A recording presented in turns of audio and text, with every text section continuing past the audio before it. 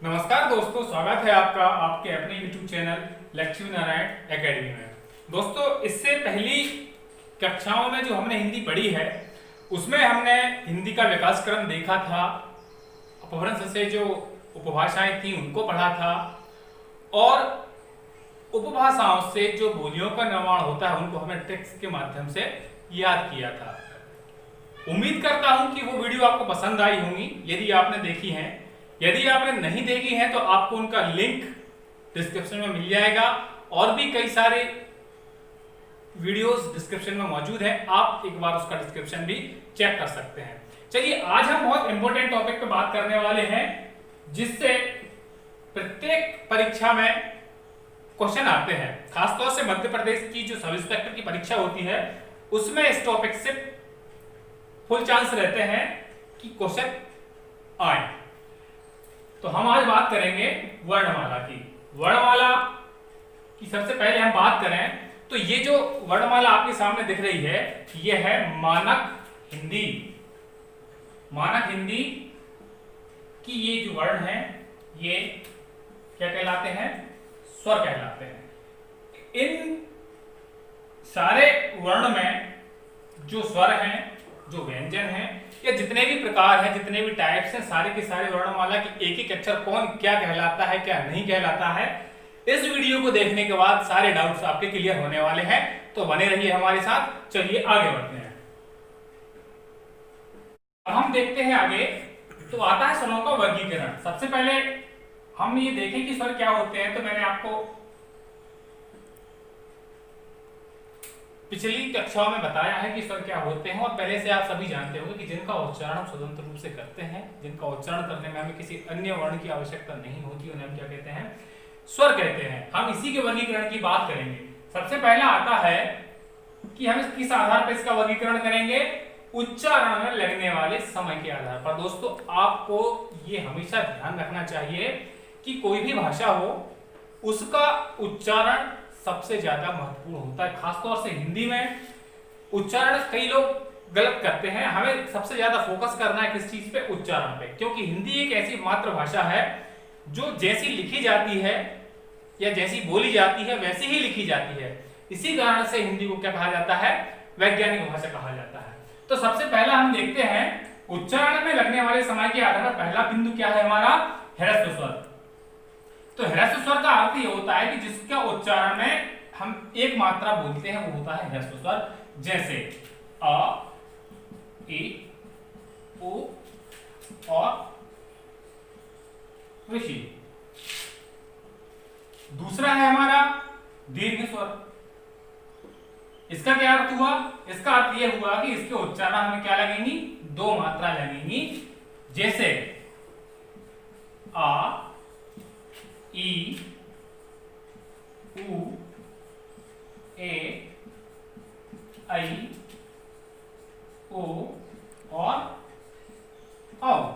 इनके उच्चारण में हम क्या इस्तेमाल करते हैं? दो मात्राएं इस्तेमाल करते हैं। तीसरा है हमारा प्लुत स्वर।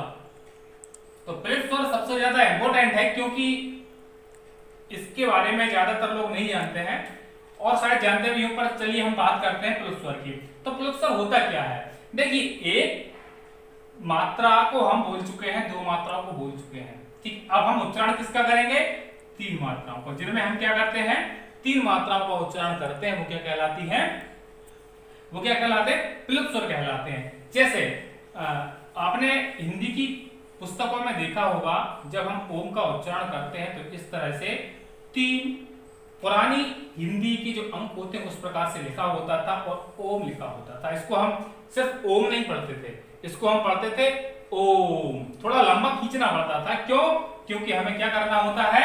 हमें तीन पाई मात्राएं, तीन मात्राओं का उच्चारण हमें करना होता है। इसी को हम क्या कहते हैं? प्लुत कहते हैं। जहां पर हमें उच्चारण किनका करना पड़े? तीन मात्राओं का उच्चारण करना पड़े उसे हम कहते हैं प्लुत स्वर। अब हम देखेंगे अगला प्रकार किस प्रकार से इसको बांटा गया है। तो अगला है हमारा जीव के प्रयोग के आधार पर। जीव के प्रयोग के आधार पर से मतलब है कि जो स्वर है उनका उच्चारण हम जीव में किस प्रकार से, कहां से, कैसे करते हैं। चलिए देखते हैं। सबसे पहला हमारा आता है अग्रस्वर। अग्रस्वर का मतलब होता है दोस्तों कि जब हम इन स्वरों का उच्चारण करते हैं तो हमारी जीभ का जो है अगला हिस्सा इस्तेमाल किया जाता है, प्रयोग किया जाता है, उन्हें हम कहते हैं अग्रस्वर। जैसे ई,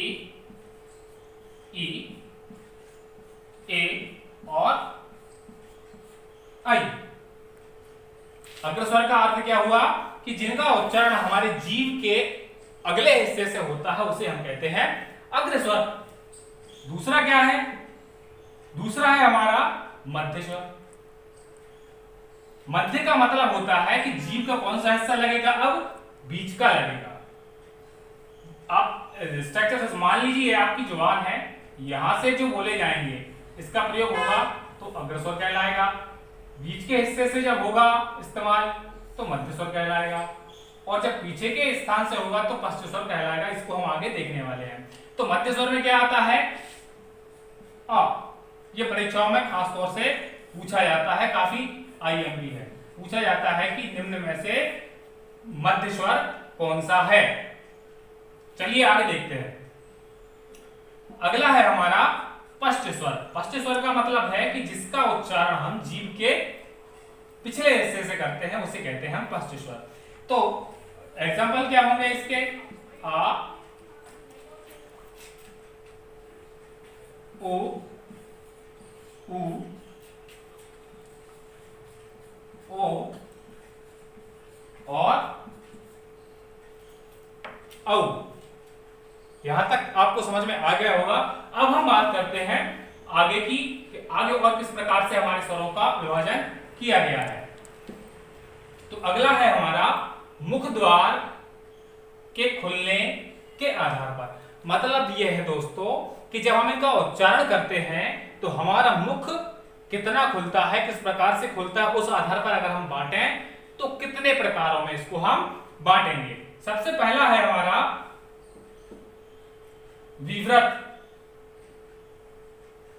सबसे पहला है हमारा विव्रत। तो विव्रत का मतलब होता है, सबसे पहले तो आप एक हमेशा चीज याद रखिए, जब भी कोई चीज कंफ्यूजन करने वाली है तो हमेशा कोशिश करिए कि हम उसको उस शब्द से ही रिलेट कर लें। अब यहां पर देखिए क्या लिखा हुआ है, वी और व्रत। इस प्रकार से आप इसको रिलेट करिए कि वी का मतलब क्या हो गया? विस्तार, ठीक, इसके समान, व्रत के समान। यानी कि हमें ध्यान रखना है कि मुख का हम क्या कर रहे हैं? विस्तार कर रहे हैं, है ना। मतलब इसको उच्चारण करने के लिए हमें क्या करना होगा? मुंह को खोलना होगा। जिसको बोलने के लिए, उच्चारण करने के लिए हमें मुंह को पूरा खोलना हो उसे हम क्या कहते हैं? विव्रत कहते हैं।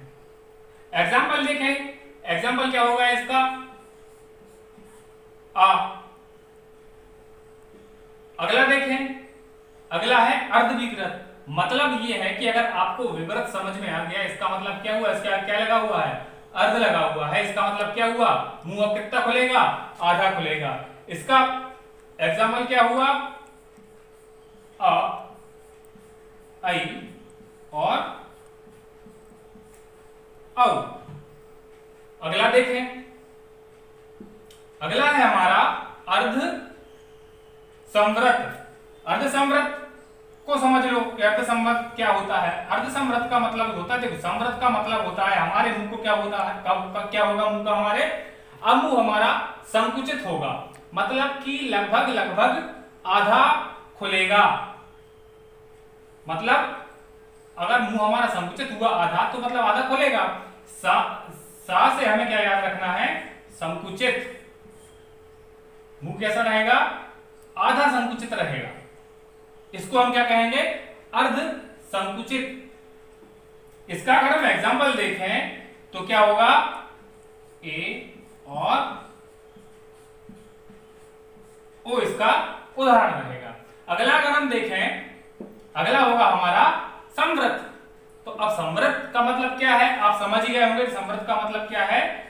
लगभग बंद ही रहेगा, मतलब जरा सा खुला रहेगा, ना के बराबर खुला रहेगा। संवृत संकुचित ही रहेगा। तो इसके उदाहरण क्या होंगे? ई,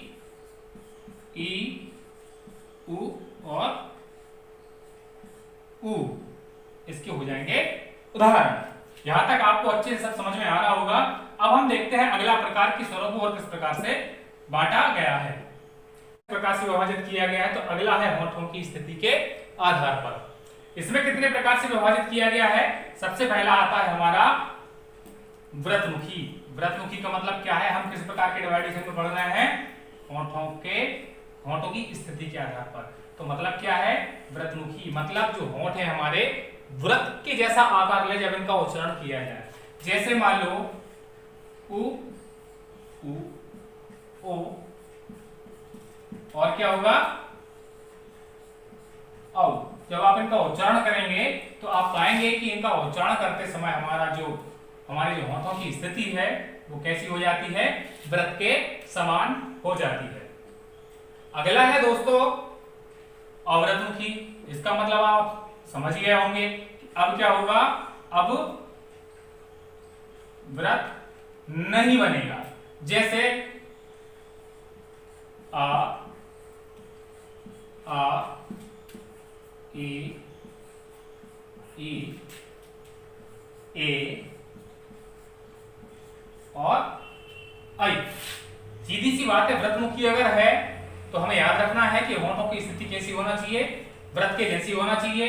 और अव्रतमुखी अगर है तो क्या होना चाहिए? व्रत ना बने, हमें उन स्वरों की पहचान करनी है। अगला प्रकार देखते हैं हम। अगला है हवा के नाक व मुंह से निकलने के आधार पर कितने वर्गों में बांटा गया है? तो सबसे पहला आता है निरनुनासिक और दूसरा आता है अनुनासिक। ये दो महत्वपूर्ण बिंदु हैं जो आपको समझना जरूरी है। निरनुनासिक अनुनासिक का मतलब क्या होता है? मतलब यह है कि जिनका उच्चारण करते समय जो हवा है वो नाक से ना निकाली जाए। जैसे मान लीजिए आ का अगर हम उच्चारण करेंगे या कोई भी शब्द हो, जैसे फॉर एग्जांपल हमने कमल बोला। आप जानते हैं कि कोई भी शब्द जब हम बोलते हैं या कोई भी व्यंजन बोलते हैं तो हमें क्या करते हैं? स्वरों की सहायता से ही बोलते हैं। अब इसमें हम कहीं पर भी हमें नाक का प्रयोग करना पड़ा? नहीं करना पड़ा। यानी कि इसमें जो भी हमने स्वर इस्तेमाल किए हैं वो कौन से हैं? वो निरनुनासिक है। अब वहीं अनुनासिक की बात करें तो अनुनासिक का अर्थ होता है, आप याद रखिए, जब हम कोई भी चीज मान लीजिए स्ट्रक्चर बनाते हैं तो किसी का चेहरा मान लीजिए बनाते हैं तो हम क्या करते हैं? नाक को इस तरह से बनाते हैं, है ना? या आप मान लीजिए नाक इस तरह से बना लेते हैं किसी भी चेहरे की। तो ये क्या है? चंद्रबिंदी है। चंद्रबिंदी वाले जितने भी वर्ण होते हैं वो क्या होते हैं? अनुनासिक होते हैं। फॉर एग्जाम्पल मान लीजिए हमने आंख लिखा तो ये जो इस्तेमाल किया है ये क्या है? अनुनासिक है। मान लीजिए हमने चांद लिखा तो इसमें जिस स्वर का प्रयोग किया वहां पर हमने किसका इस्तेमाल किया? अनुनासिक का प्रयोग किया है। अब ये चलिए हम देखते हैं आगे। अयोगवाह, हमने जब बात की थी मानक हिंदी की वर्णमाला की तो उसमें अयोगवाह दो वर्ण होते हैं जिनको जानना आपका जरूरी है। अनुस्वार और दूसरा होता है हमारा विसर्ग। तो अनुस्वार का मतलब होता है सिर्फ बिंदी। इससे पहले हमने देखा था अनुनासिक जिसमें हमने क्या इस्तेमाल किया था? चंद्र बिंदी को हमने लिया था। और अब हम बात कर रहे हैं सिर्फ अनुस्वार की, यानी कि जितने भी शब्द मान लीजिए हम लिख दें और उनके ऊपर क्या लगी हो? बिंदी। जैसे मान लीजिए हम लिख दिया चंद तो इसमें जो हमने स्वर इस्तेमाल किया वो क्या हो जाएगा? अनुस्वार। और वहीं विसर्ग की बात की जाए तो विसर्ग का सीधा सा अर्थ है, देखिए अनुस्वार में अम और विसर्ग में अहा, इन दोनों को क्या कहा जाता है? अयोगवाह इन दोनों को कहा जाता है। जैसे हमने एग्जांपल इसका देख लिया है अनुस्वार का चंद। जैसे ही मान लीजिए विसर्ग का कोई एग्जांपल लिखें तो क्या है? मान लीजिए प्रातः। इस प्रकार से और भी हम कई सारे एग्जांपल ले सकते हैं। कहने का अर्थ यह है दोस्तों कि अयोगवाह में हमें सिर्फ याद रखना है, परीक्षा में प्रश्न सीधा पूछ लिया जाता है कि निम्न में से कौन सा अयोगवाह है या नहीं है।